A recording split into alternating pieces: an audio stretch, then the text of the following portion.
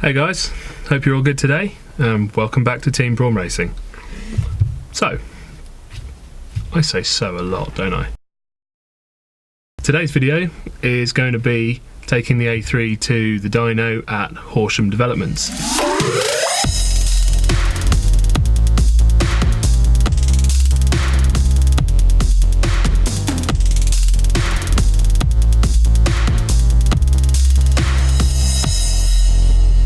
This is fairly out of sequence because I took it there back in February. I just had a bit of a plan with changing an inlet manifold and going back, and then I was going to make one big video, but things changed a bit when I got the manifold on. I ran into a few issues, never actually left the manifold on, so I haven't been back to dyno the car again. That will be coming up shortly in another video once the gearbox is fixed, but for now, here's how it went on our first trip to Horsham to get a baseline to see where the car was previously on the standard manifold. At the moment, the car runs a fully forged 1.9 20 valve engine. It's got a full Supertech top end with cat cams, as I think I mentioned in previous videos, and it's now running on a Garrett G25 660.72 turbo. Now, I took a bit of a plunge on the G25. There wasn't much information out when I bought it, but from testing that Bill had done at Badger 5, I knew it was going to be good. So my previous GT30 setup ran at about 475 brake. The G25 felt absolutely awesome, very similar top end, but an awful lot more response. It felt really sharp, really nice car to drive on the road. So I redid the map on my Emerald ECU myself, went out road mapping, taking logs, changing things, kept going until I was happy. I actually bumped the car from... Previously I ran about 27-28 psi on the GT30. I actually wound it all the way up to 30 psi on the G25. It was feeling pretty good, so the only real thing I hadn't changed on the engine, hadn't uprated, was the standard AGU inlet manifold and throttle body. A deal came up whereby I ended up with a very nice SEM manifold. The plan was to dyno the car with the stock inlet manifold and throttle body, go away, change over to the SEM and a VR6 larger throttle body, goes up from I think about 55mm up to about 70, and then go back and dyno the car again and see what sort of change it had made back to back with an identical map, and then make a few tweaks to the map and see if it gained further.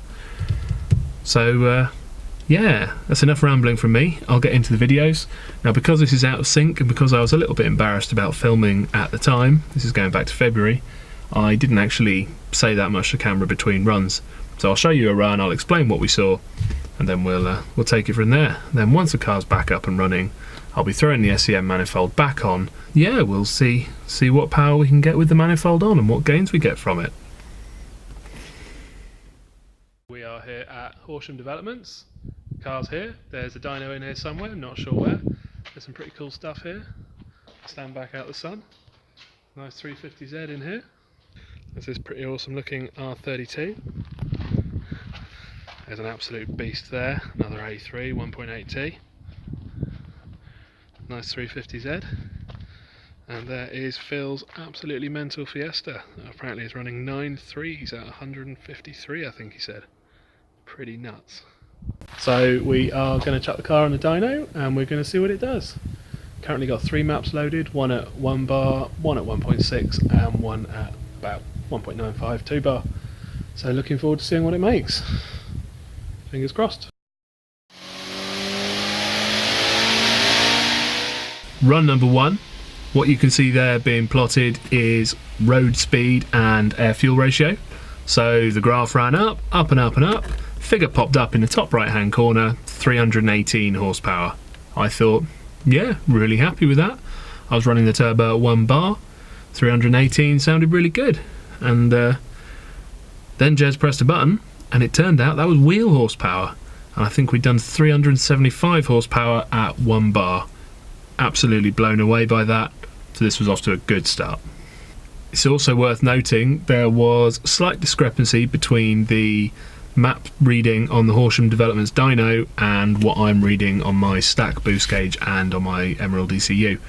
So I had tuned that map to run at exactly 1 bar. It gave me between 1 and 1.02 bar on my ECU data log.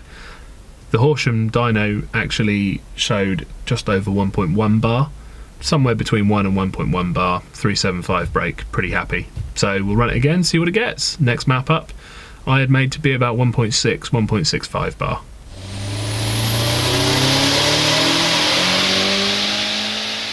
So again, slight difference on the map readings, that's showing more like 1.7, 1.8 I think, but that gave us 397 wheel horsepower, which when Jez clicked through the calculations was 465 horsepower at the flywheel.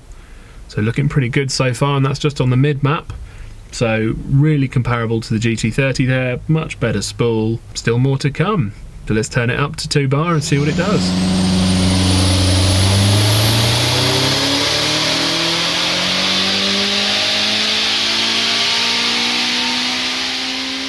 431 horsepower at the wheels, which at this point I think got us to 505 horsepower. I was absolutely blown away, never expected to have got to 500 horsepower on a tune that I did entirely on the road. Really happy with that. You might notice just after 7,000 revs there's actually a bit of a dip in the AFR trace where it goes really rich. What was actually happening there, I was changing the VVT and turning it off at that point. Still experimenting with VVT and cam timing at the moment. So Jez suggested looking at it, killing the power as well. You saw it rise and then drop suddenly and dip or flatline. Jez suggested we leave the VVT on all the way to redline. So we did that, and the next run, well, check it out. So we're looking at the green plot there, and what you can see at 7,000 revs, rather than dipping where the AFR got much richer where I'd left the VVT or turned the VVT off, leaving the VVT on all the way gave us about an extra 12 horsepower at the top end, and that run we did 517 horsepower. Absolutely over the moon with that. After we made a few tweaks, we actually ran the car again in all 3 maps. I wanted to get a baseline figure for what the lowest map would do on gate pressure, which is about 0.7 bar. So I made a few tweaks on the ECU, took all the boost duty out of map 1, and we ran it again on map 3, then map 2, then map 1. That made 522 horsepower on map 3, 475 horsepower on map 2, and then a really nice linear 305 horsepower on map 1 at gate pressure. Absolutely over the moon with that. I never expected that it was going to do 522 brake, not on a standard inlet with a standard tiny throttle body. On the road the car is an absolute weapon.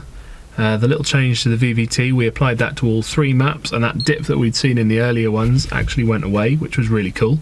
Yeah, really pleased with it. The top end pull is just unreal. It just pulls relentlessly to 8 grand. I can't imagine what it's going to be like with the SEM manifold when that goes on. The SEM has been around for a while now. It's widely regarded as one of the best flowing intake manifolds for the 1.8T platform. I don't think they make them anymore, so if you get the chance to buy one, take it. They reckon it can add up to 20-30 horsepower when combined with the bigger throttle body. So we're going to get all of that on soon and get back up to Horsham Developments and see what it can do with a few little tweaks. But for the meantime, 522 brake from a 1.8T. Pretty chuffed with that. Right, if you guys have liked this video, please don't forget to like, share and subscribe. I'll try and put a few links somewhere here and here in the video to a couple of previous things I've done.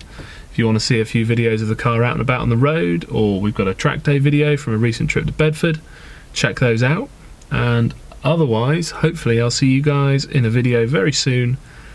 I keep losing my train of thought and rambling, but hey, I'm trying. We'll get there. Cool. Right. We'll see you guys in the next one. So